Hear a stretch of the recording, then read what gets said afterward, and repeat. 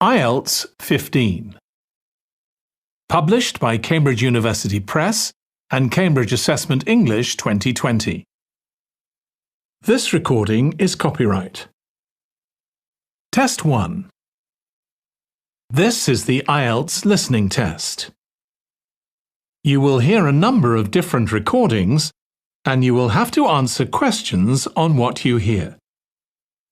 There will be time for you to read the instructions and questions, and you will have a chance to check your work. All the recordings will be played once only.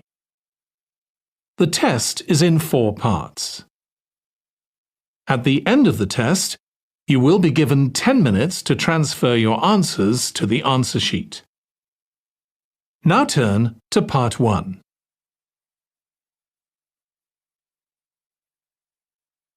Part 1. You will hear a woman phoning a friend to get information about a job agency. First, you have some time to look at questions 1 to 5.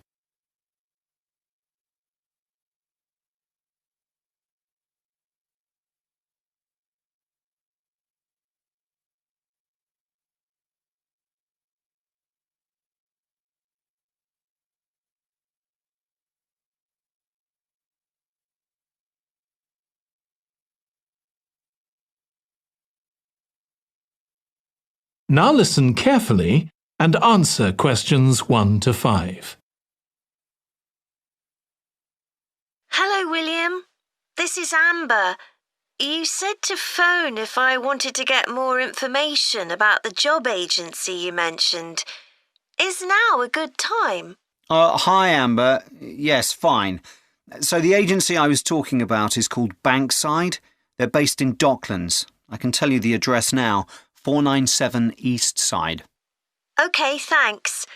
So is there anyone in particular I should speak to there? The agent I always deal with is called Becky Jameson. Let me write that down. Becky Jameson. Jameson.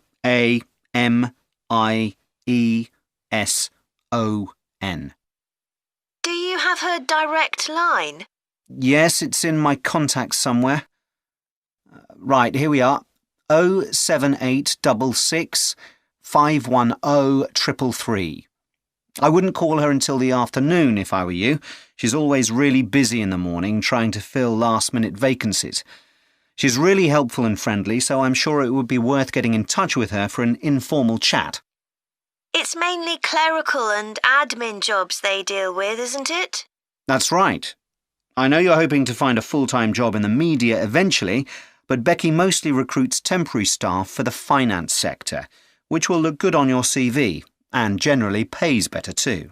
Yeah, I'm just a bit worried because I don't have much office experience. I wouldn't worry. They'll probably start you as a receptionist or something like that. So what's important for that kind of job isn't so much having business skills or knowing lots of different computer systems. It's communication that really matters, so you'd be fine there. And you'll pick up office skills really quickly on the job. It's not that complicated. OK, good. So how long do people generally need temporary staff for? It would be great if I could get something lasting at least a month. That shouldn't be too difficult. But you're more likely to be offered something for a week at first, which might get extended. It's unusual to be sent somewhere for just a day or two. Right. I've heard the pay isn't too bad. Better than working in a shop or a restaurant. Oh, yes, definitely. The hourly rate is about £10, $11 if you're lucky. That's pretty good. I was only expecting to get £8 or £9 an hour. Before you hear the rest of the conversation, you have some time to look at questions 6 to 10.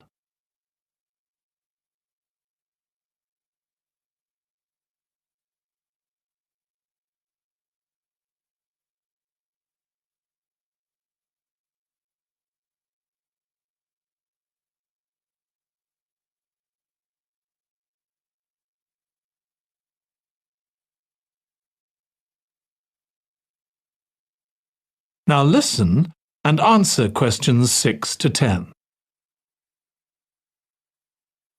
Do you want me to tell you anything about the registration process? Yes, please. I know you have to have an interview. The interview usually takes about an hour, and you should arrange that about a week in advance. I suppose I should dress smartly if it's for office work. I can probably borrow a suit from Mum. Good idea. It's better to look too smart than too casual. Will I need to bring copies of my exam certificates or anything like that? No, they don't need to see those, I don't think. What about my passport? Oh yes, they will ask to see that. OK. I wouldn't get stressed about the interview, though. It's just a chance for them to build a relationship with you, so they can try and match you to a job which you'll like. So there are questions about personality that they always ask candidates, fairly basic ones. And they probably won't ask anything too difficult, like what your plans are for the future. Hope not. Anyway, there are lots of benefits to using an agency. For example, the interview will be useful because they'll give you feedback on your performance so you can improve next time. And they'll have access to jobs which aren't advertised. Exactly. Most temporary jobs aren't advertised. And I expect finding a temporary job this way takes a lot less time. It's much easier than ringing up individual companies. Yes, indeed. Well, I think I've covered everything. That is the end of Part 1. You now have 1 minute to check your answers to Part 1.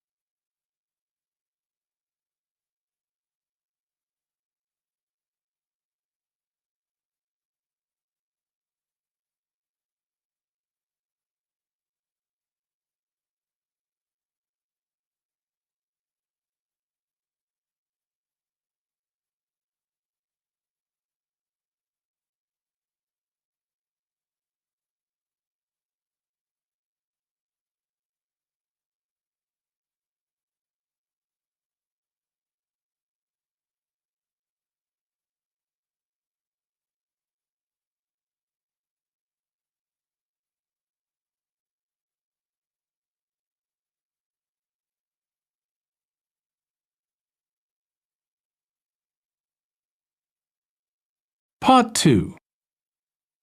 You will hear a woman giving a presentation about a holiday on an island in Britain that her company organises.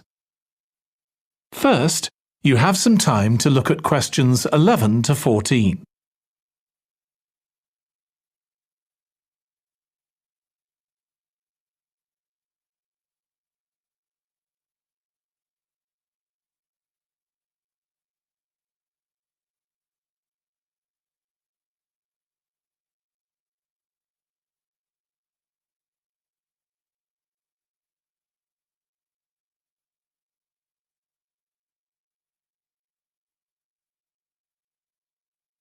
Now listen carefully and answer questions 11 to 14.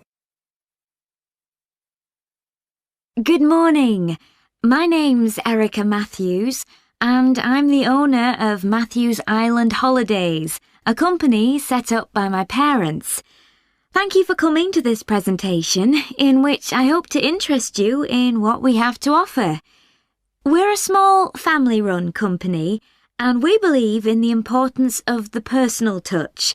So we don't aim to compete with other companies on the number of customers.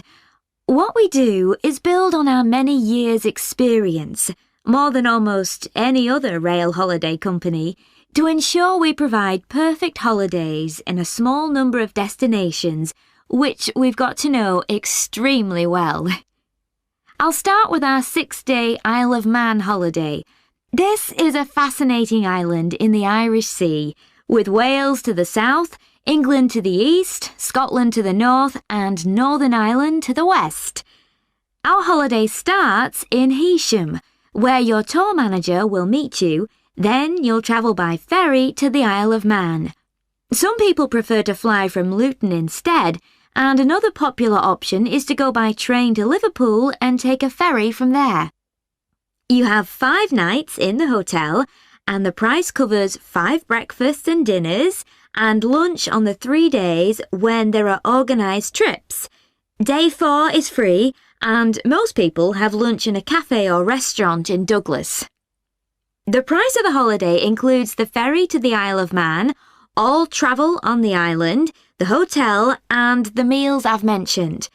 Incidentally, we try to make booking our holidays as simple and fair as possible, so unlike with many companies, the price is the same whether you book 6 months in advance or at the last minute, and there's no supplement for single rooms in hotels.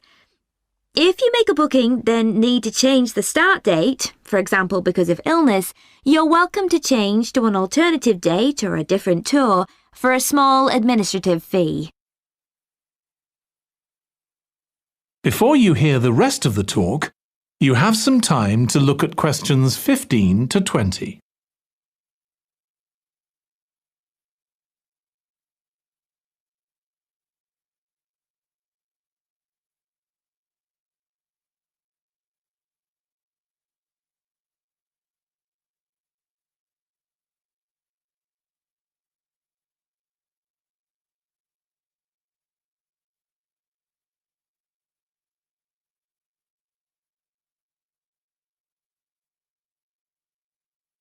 Now listen and answer questions 15 to 20. Okay, so what does the holiday consist of?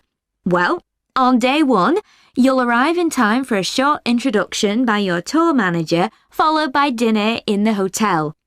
The dining room looks out at the river, close to where it flows into the harbour, and there's usually plenty of activity going on. On day 2, you'll take the coach to the small town of Peel, on the way calling in at the Tynwald exhibition. The Isle of Man isn't part of the United Kingdom, and it has its own parliament called Tynwald. It's claimed that this is the world's oldest parliament that's still functioning, and that it dates back to 979. However, the earliest surviving reference to it is from 1422, so perhaps it isn't quite as old as it claims. Day 3, we have a trip to the mountain Snaefell. This begins with a leisurely ride along the promenade in Douglas in a horse-drawn tram. Then you board an electric train which takes you to the fishing village of Laxey. From there, it's an 8-kilometre ride in the Snaefell Mountain Railway to the top. Lunch will be in the cafe, giving you spectacular views of the island. Day 4 is free for you to explore, using the pass which we'll give you. So you won't have to pay for travel on local transport or for entrance to the island's heritage sites. Or you might just want to take it easy in Douglas and perhaps do a little light shopping. The last full day, day 5, is for some people the highlight of the holiday, with a ride on the steam railway from Douglas to Port Erin. After some time to explore, a coach will take you to the headland that overlooks the Calf of Man, a small island just off the coast. From there, you continue to Castletown, which used to be the capital of the Isle of Man and its medieval castle. And on day 6, it's back to the ferry, or the airport if you flew to the island, and time to go home. Now, I'd like to tell you a bit more. That is the end of part 2. You now have 30 seconds to check your answers to part 2.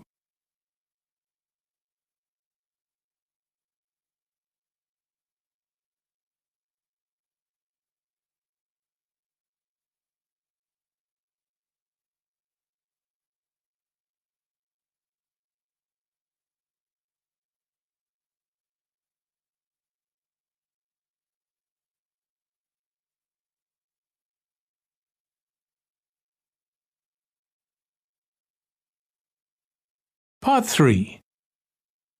You will hear 2 psychology students discussing the effects of the order in which the children in a family are born. First, you have some time to look at questions 21 to 26.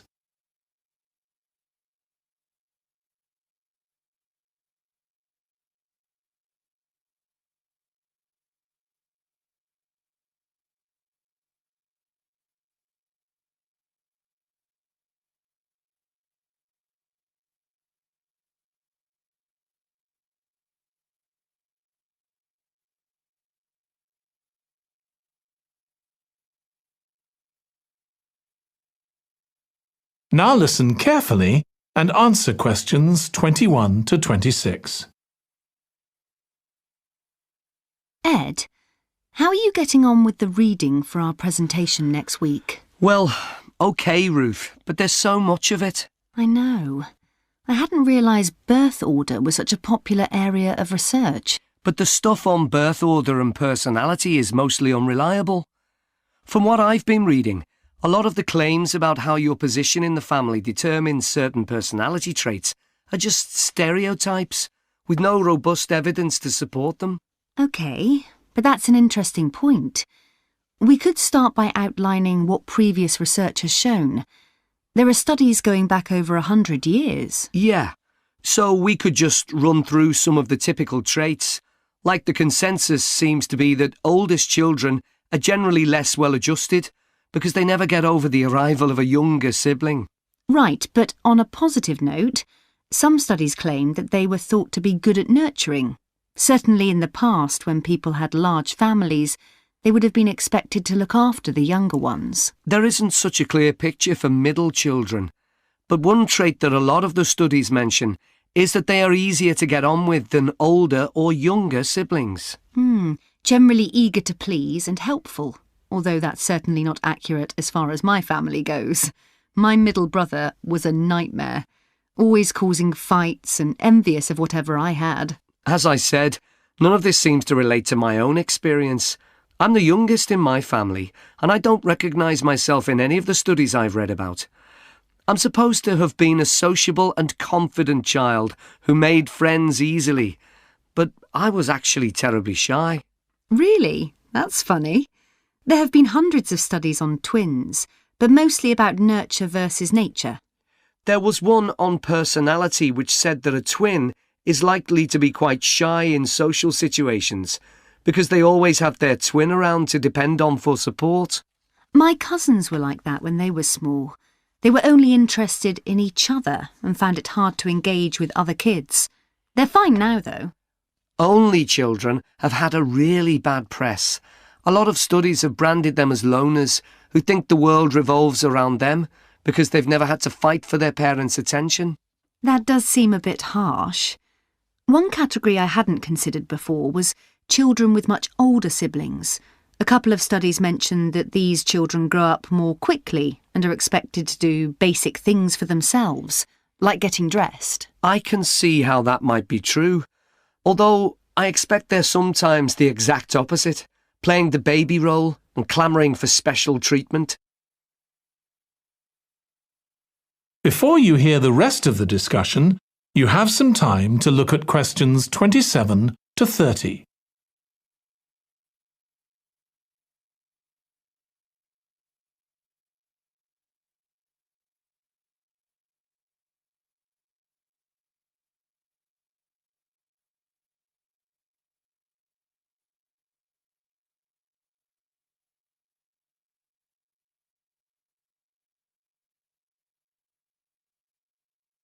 Now listen and answer questions 27 to 30.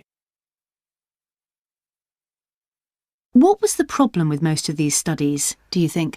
I think it was because, in a lot of cases, data was collected from only one sibling per family, who rated him or herself and his or her siblings at the same time. Some of the old research into the relationship between birth order and academic achievement has been proved to be accurate, though. Performances in intelligence tests declined slightly from the eldest child to his or her younger siblings. This has been proved in lots of recent studies. Yes, although what many of them didn't take into consideration was family size. The more siblings there are, the likelier the family is to have a low socio-economic status. which can also account for differences between siblings in academic performance. The oldest boy might be given more opportunities than his younger sisters, for example. Exactly. But the main reason for the marginally higher academic performance of oldest children is quite surprising, I think. It's not only that they benefit intellectually from extra attention at a young age, which is what I would have expected. It's that they benefit from being teachers for their younger siblings by verbalising processes. Right. And this gives them status and confidence, which again contributes in a small way to better performance. So, would you say sibling rivalry has been a useful thing for you? I think so.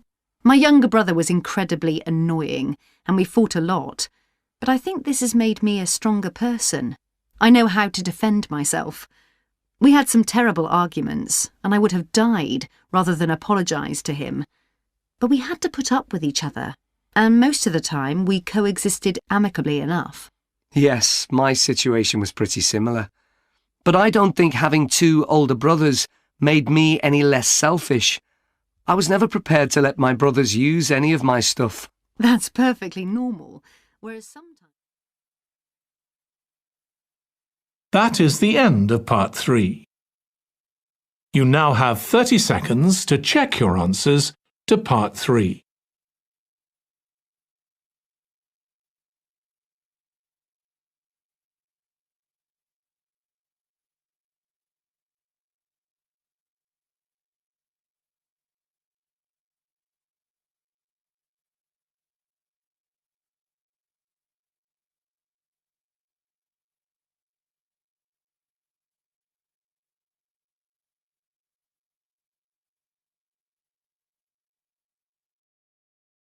Part 4. You will hear a student giving a presentation about a type of tree known as the eucalyptus, which is common in Australia. First, you have some time to look at questions 31 to 40.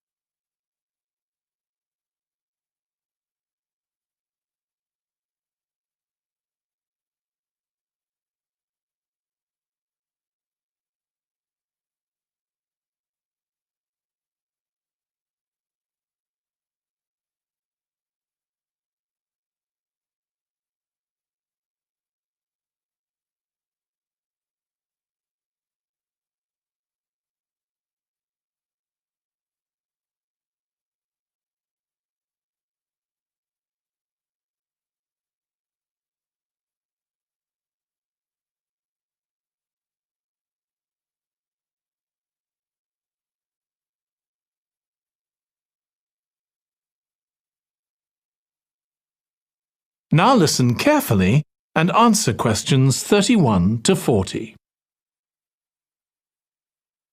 Today, I'm going to talk about the eucalyptus tree. This is a very common tree here in Australia, where it's also sometimes called the gum tree. First, I'm going to talk about why it's important.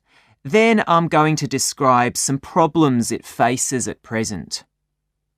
Right, well, the eucalyptus tree is an important tree for lots of reasons. For example, it gives shelter to creatures like birds and bats, and these and other species also depend on it for food, particularly the nectar from its flowers. So it supports biodiversity. It's useful to us humans too, because we can kill germs with a disinfectant made from oil extracted from eucalyptus leaves. The eucalyptus grows all over Australia, and the trees can live for up to 400 years. So it's alarming that all across the country, numbers of eucalyptus are falling because the trees are dying off prematurely. So, what are the reasons for this? One possible reason is disease. As far back as the 1970s, the trees started getting a disease called Mundula yellows. The tree's leaves would gradually turn yellow, then the tree would die. It wasn't until 2004 that they found the cause of the problem was lime, or calcium hydroxide, to give it its proper chemical name, which was being used in the construction of roads. The lime was being washed away into the ground and affecting the roots of the eucalyptus trees nearby. What it was doing was preventing the trees from sucking up the iron they needed for healthy growth.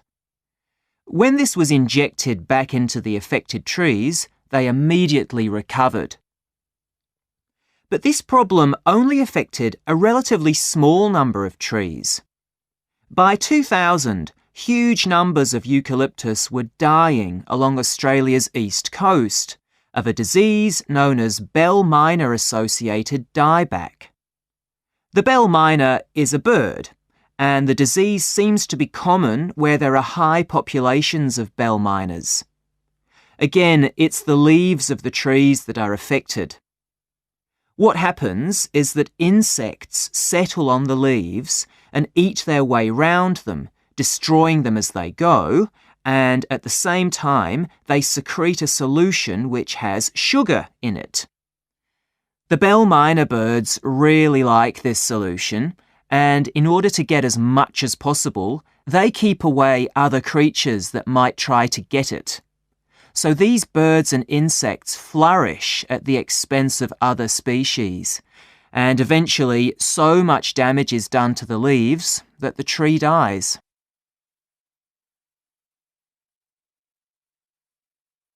But experts say that trees can start looking sick before any sign of bell miner-associated dieback. So it looks as if the problem might have another explanation. One possibility is that it's to do with the huge bushfires that we have in Australia. A theory proposed over 40 years ago by ecologist William Jackson is that the frequency of bushfires in a particular region affects the type of vegetation that grows there. If there are very frequent bushfires in a region, this encourages grass to grow afterwards, while if the bushfires are rather less frequent, this results in the growth of eucalyptus forests. So why is this? Why do fairly frequent bushfires actually support the growth of eucalyptus? Well, one reason is that the fire stops the growth of other species which would consume water needed by eucalyptus trees. And there's another reason. If these other quick-growing species of bushes and plants are allowed to proliferate, they harm the eucalyptus in another way by affecting the composition of the soil and removing nutrients from it. So some bushfires are actually essential for the eucalyptus to survive as long as they are not too frequent. In fact, there's evidence that Australia's Indigenous people practiced regular burning of bushland for thousands of years before the arrival of the Europeans. But since Europeans arrived on the continent, the number of bushfires has been strictly controlled. Now, scientists believe that this reduced frequency of bushfires to low levels has led to what's known as dry rainforest, which seems an odd name as usually we associate tropical rainforest with wet conditions. And what's special about this type of rainforest? Well, unlike tropical rainforest, which is a rich ecosystem, this type of ecosystem is usually a simple one. It has very thick, dense vegetation, but not much variety of species. The vegetation provides lots of shade, so one species that does find it ideal is the bell miner bird, which builds its nests in the undergrowth there. But again, that's not helpful for the eucalyptus tree. That is the end of part 4. You now have 1 minute to check your answers to part 4.